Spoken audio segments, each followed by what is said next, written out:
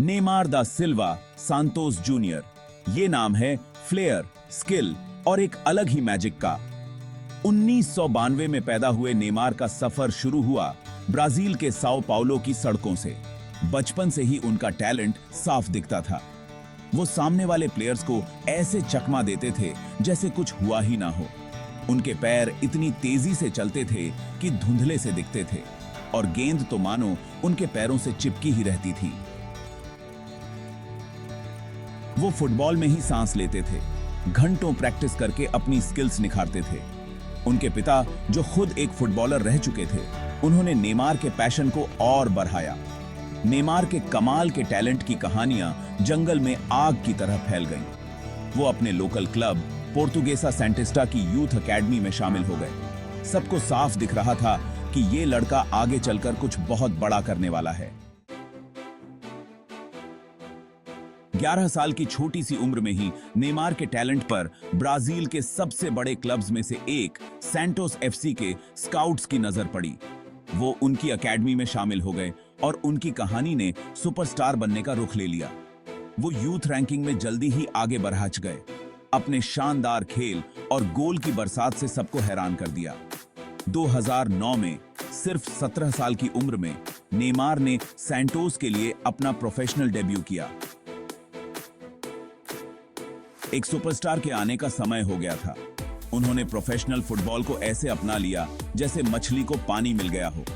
उनका कमाल का ड्रिबलिंग और गजब के ट्रिक्स देखकर फैंस तो खुशी से झूम उठते और सामने वाले प्लेयर्स बस उन्हें देखते रह जाते। नेमार ने सैंटोस को कामयाबी की बुलंदियों तक पहुंचाया। लगातार 3 बार कैंपियोनाटो पॉलिस्ता टाइटल और साउथ अमेरिका की सबसे बड़ी क्लब प्रतियोगिता कोपा लिबर्टाडोरेस का खिताब जीता। उनके खेल ने उनकी तुलना पेले और रोनाल्डिन्हो जैसे दिग्गज ब्राजीलियाई खिलाड़ियों से करानी शुरू कर दी। पूरी दुनिया उनके कदमों में थी। 2013 में नेमार का बचपन का सपना सच हो गया। उन्होंने अपने आदर्श लियोनेल मेसी के साथ खेलने के लिए एफसी बार्सिलोना के साथ करार किया। पूरी दुनिया में फुटबॉल की चर्चा गर्म थी। इन दो महान खिलाड़ियों को एक साथ खेलते देखने का मौका वाकई दिलचस्प था। बार्सिलोना में नेमार का समय बहुत कामयाब रहा। उन्होंने मेसी और लुइस सुआरेज के साथ मिलकर एक तूफानी तिकड़ी बनाई जिसे MSN के नाम से जाना जाने लगा। उन्होंने मिलकर पूरे यूरोप में तबाही मचा दी। 2 ला लीगा खिताब, 3 कोपा डेल रे ट्रॉफी और 2015 में UEFA चैंपियंस लीग अपने नाम की। बार्सिलोना के आक्रामक खेल में नेमार और भी निखर कर सामने आए। उनकी रचनात्मकता और फ्लेयर मेसी की प्रतिभा के साथ एक खूबसूरत तालमेल बनाते थे। उन्होंने शानदार गोल दागे, कई असिस्ट किए और अपने खेल से फैंस का दिल जीत लिया। वो दुनिया के सर्वश्रेष्ठ खिलाड़ियों में से एक बन चुके थे। 2017 की गर्मियों में फुटबॉल की दुनिया उस समय हिल गई जब नेमार जूनियर ने 222 मिलियन यूरो की रिकॉर्ड तोड़ फीस के साथ पेरिस सेंट जर्मेन ज्वाइन किया। इस ट्रांसफर ने खेल जगत में हलचल मचा दी और हर तरफ लोग हैरान थे। कई लोगों ने नेमार के इरादों पर सवाल उठाए। बार्सिलोना जैसी टीम, जहां वो मेसी के साथ ट्रॉफी जीत रहे थे, उसे क्यों छोड़ा? जवाब, ऐसा लग रहा था कि नेमार की महत्वाकांक्षा में छुपा है। वो अपनी टीम के सबसे बड़े स्टार, सबसे महत्वपूर्ण खिलाड़ी बनना चाहते थे। वो उस पहचान और सराहना के भूखे थे जो दुनिया के सर्वश्रेष्ठ खिलाड़ी होने के साथ आती है। पेरिस सेंट जर्मेन ने उन्हें वो मंच प्रदान किया। ये फ्रेंच क्लब एक ऐसी टीम बना रहा था जो यूरोप पर राज कर सके और नेमार को इस पहेली के लापता टुकड़े के रूप में देखा जा रहा था।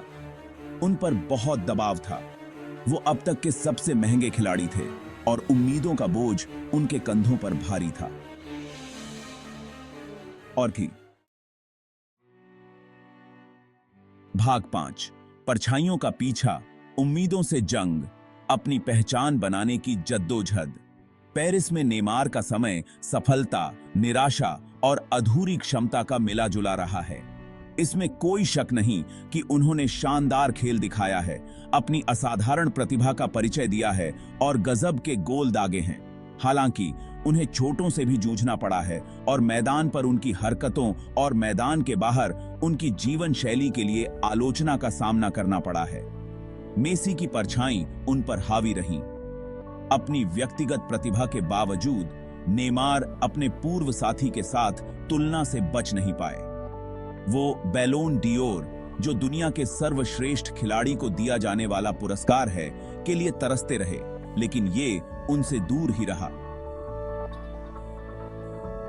चैंपियंस लीग में अच्छा प्रदर्शन करने का दबाव, जो पीएसजी का सबसे बड़ा लक्ष्य था, नेमार पर भी बहुत ज्यादा था। 2020 में फाइनल में पहुंचने के बावजूद ये प्रतिष्ठित ट्रॉफी उन्हें नहीं मिल पाई। व्यक्तिगत और सामूहिक गौरव की तलाश प्रेरणा और हताशा दोनों का स्रोत बनी रही। भाग 6, जीत और संघर्ष। सफलता और असफलता का उतार चढ़ाव भरा सफर। चुनौतियों के बावजूद नेमार ने पीएसजी के साथ अच्छी खासी सफलता हासिल की है। उन्होंने 4 लीग 1 खिताब, 3 कूप डे फ्रांस ट्रॉफी और 2 कूप डे ला लीग खिताब जीते हैं। हालांकि पेरिस में उनके समय में चोटें लगी रहीं।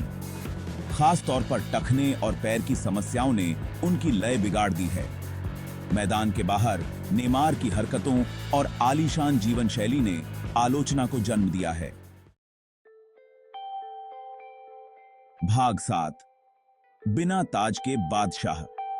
नेमार की विरासत और प्रभाव पर एक नजर। जैसे जैसे नेमार का करियर आगे बढ़ा श्यामा यही रहा है, उनकी विरासत को लेकर बहस तेज होती जा रही है। क्या उन्हें अब तक के सबसे महान खिलाड़ियों में से एक के रूप में याद किया जाएगा, या एक बेहद प्रतिभाशाली लेकिन अंततः अधूरे खिलाड़ी के रूप में? ये तो वक्त ही बताएगा। एक बात तो तय है, नेमार ने इस खेल पर एक अमिट छाप छोड़ी है। उनके शानदार कौशल, गजब के ट्रिक्स और गोल करने की कला ने दुनिया भर में लाखों लोगों का मनोरंजन किया है। उन्होंने युवा फुटबॉलरों की एक पीढ़ी को प्रेरित किया है और ब्राजीलियाई फुटबॉल की खूबसूरती और खुशी का प्रदर्शन किया है। हालांकि वो व्यक्तिगत उपलब्धियों के मामले में मेसी या क्रिस्टियानो रोनाल्डो की ऊंचाइयों तक कभी नहीं पहुंच पाए, लेकिन खेल पर नेमार के प्रभाव को नकारा नहीं जा सकता। वो एक वैश्विक प्रतीक, एक व्यावसायिक शक्ति और फ्लेयर और उत्साह के प्रतीक रहे हैं। भाग 8, मैदान से परे। नेमार की जिंदगी, शौक और मजेदार बातें। प्रोफेशनल फुटबॉल की चकाचौंध और ग्लैमर से परे नेमार एक जटिल और दिलचस्प व्यक्तित्व वाले इंसान हैं।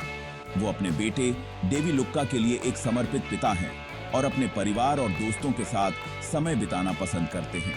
उन्हें संगीत का बहुत शौक है, खासकर ब्राजीलियाई फंक और सांबा का, और वो अक्सर सोशल मीडिया पर अपने लाखों फॉलोअर्स के साथ अपने संगीत के शौक को शेयर करते हैं। वो पोकर के भी शौकीन खिलाड़ी हैं और कई हाई प्रोफाइल टूर्नामेंट में हिस्सा ले चुके हैं। पेश हैं नेमार के बारे में कुछ मजेदार बातें। उनके हाथ पर उनके बेटे डेवी लुक्का का टैटू है। वो सुपर हीरो बैटमैन के बहुत बड़े फैन हैं। उन्हें वीडियो गेम खेलना बहुत पसंद है, खासकर कॉल ऑफ ड्यूटी। उनकी अपनी कपड़ों की लाइन और परफ्यूम ब्रांड है। नेमार जूनियर एक ग्लोबल सुपरस्टार, एक प्रतिभाशाली फुटबॉलर और एक दिलचस्प व्यक्तित्व वाले इंसान हैं। आप उन्हें पसंद करें या ना पसंद, लेकिन फुटबॉल की दुनिया पर उनके प्रभाव को नकारा नहीं जा सकता।